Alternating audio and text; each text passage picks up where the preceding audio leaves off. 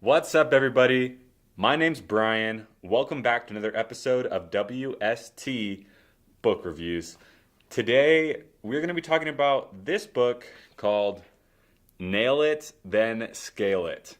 Now, this book I read a couple months ago because I was currently taking an entrepreneurship class.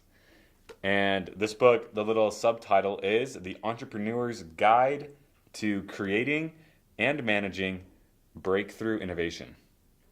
Now, some of the big pictures of this book rely on overviewing the traditional entrepreneurship process that lots of entrepreneurs back in the day tried to use in order to generate new business ideas, and it will compare it to a more modern, more sophisticated, and more reliable way to go about starting up your own business. So if you're into business, or if you've ever thought about trying to start your own business, this is a must read. It's written by two guys named Nathan Furr and Paul. I don't know how to say his name. I can say it really opened my eyes to just the concept of how to go about opening a business and the benefits of doing so. But two, it also taught me lots of valuable lessons about how to interact with people and how to tell if an idea is a good idea or a bad idea. And a lot of this book talks a lot about what he calls idea validation. Basically, the idea is that as an entrepreneur, your ideas don't matter. In the sense that you can come up with all the ideas you want, they can be as cool as you want, but it's not what you think that matters. It's what the customer thinks.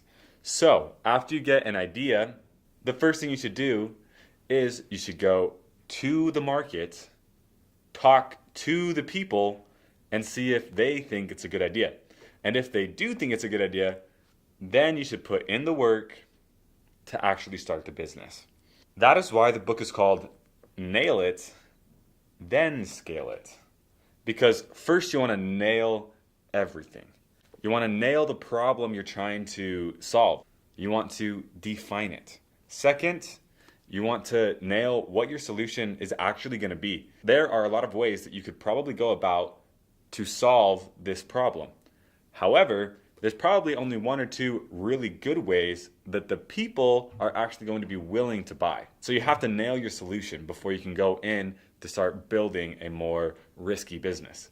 After that, what you got to do is the next step: scale it. Once you kind of have the ideas set in stone and you're relatively sure that as long as you don't screw up, the product is going to work out or the business idea is going to work out, then you just put things into motion.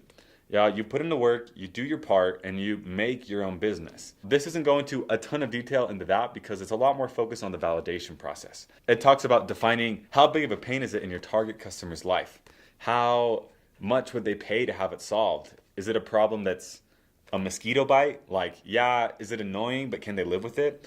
Or is it more like a shark bite where, if there were a solution, they would do everything in their power to go and solve this problem? Because at the end of the day, that's all what business is really about. It's just you putting in the work to solve other people's problems. And that is what we call value, a solution. And so if you're interested in entrepreneurship, please read this book. If you have thoughts about starting your own business, read this book. I'm going to put a link down in the description so you can pick it up for yourself. And that's all I have for today. Thanks for watching.